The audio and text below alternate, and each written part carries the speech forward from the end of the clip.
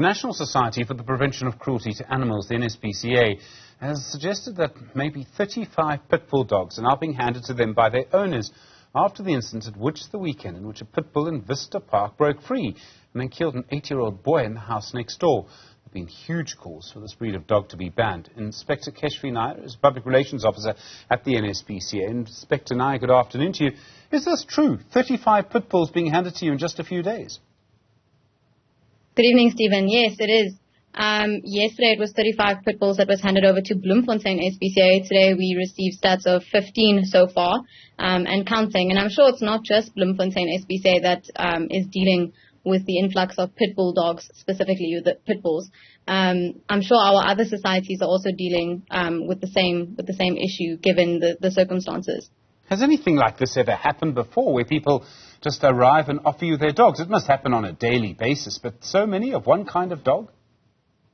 Well, the SPCA deals with unwanted animals on a daily basis, and you know, it sounds horrible, but 35 is now currently 35 is bad. It's horrible that 35 pit bulls were just surrendered. But on a daily basis, this is something that we deal with every single day, and in large numbers as well. Cats, dogs, farm animals. It's nothing new to us, and it's very, very unfortunate.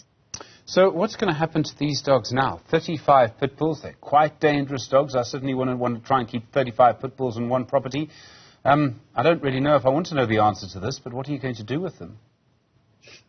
Well, the honest answer is that every single animal that is brought through our doors, brought through the doors of the SPCA, is given an equal opportunity. Each animal is assessed by a qualified professional, and we act in the best interest of each animal individually. And you know, I have to say, Stephen, it's just, given the current circumstance, once again, we find that it's the SPCA that's left to deal with the consequences, with the repercussions of bad decisions made by other people. And it's us who has to clean up the mess now. And, you know, earlier on when you asked the question, one of the things you said was that you're scared to hear the answer. And I'm sure the reason for this is because there's the stigma attached to the SPCA, and that's that animals that are brought through our doors, they're just euthanized. And that's not true. Like I said earlier, each animal is given an equal opportunity, each animal is assessed individually, and we make a decision that's in the best interest of every animal. Must be very difficult because these are quite dangerous dogs, aren't they? I mean, these are not dogs that are easy to give to families or to anyone, really. You need to be quite careful with this dog. Definitely, 100%.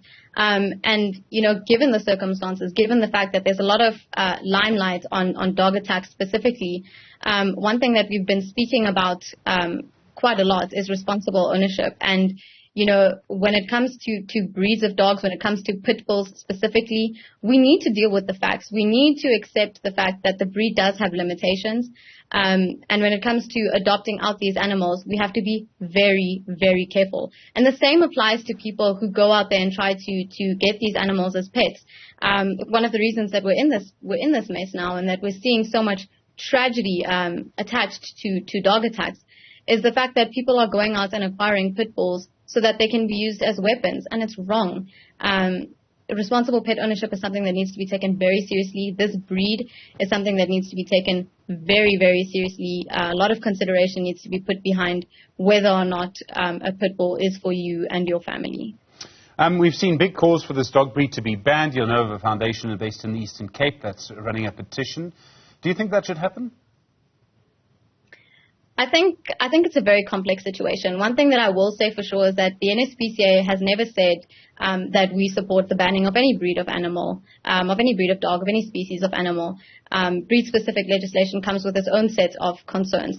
But what we do support fully, and what every responsible pet owner, what every responsible citizen should support, is the call for stronger regulations with regard to the breeding and keeping of these animals, because that's where this problem starts. That is where the problem lies. And when we have stronger regulation, we can see if that will assist going forward. It's a step in the right direction. Inspector Keshvi Nair, thank you, Public Relations Officer at the NSPCA. Do appreciate it.